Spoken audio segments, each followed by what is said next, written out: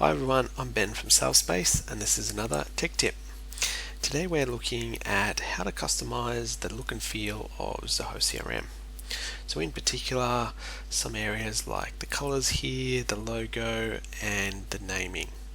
So if we go over to our settings, we've got two options here. Under general, there's personal settings and company details. So what we're looking at today is in both of these. So if we go into personal settings, it's where we can change our photo. So that's our profile photo up in the top right, our name, contact details.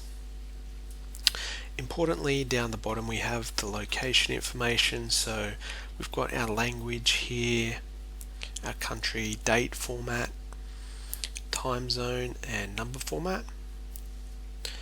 And further down we have the display name preferences. So this is where we decide whether we want the salutation, first name, last name, and we can change the order of those as well.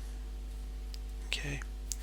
And then lastly we've got the theme. So the theme is just the colors. Okay, so you can see we've got the teal color here. We can just change that as we need to. Okay.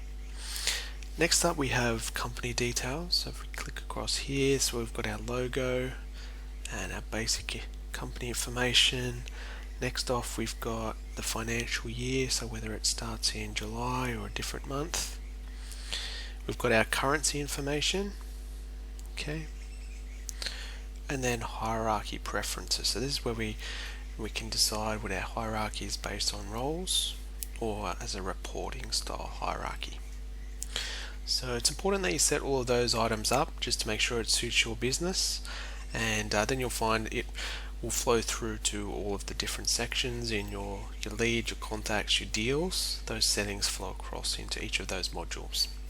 Okay, so I hope that's been useful and I'll speak to you next time.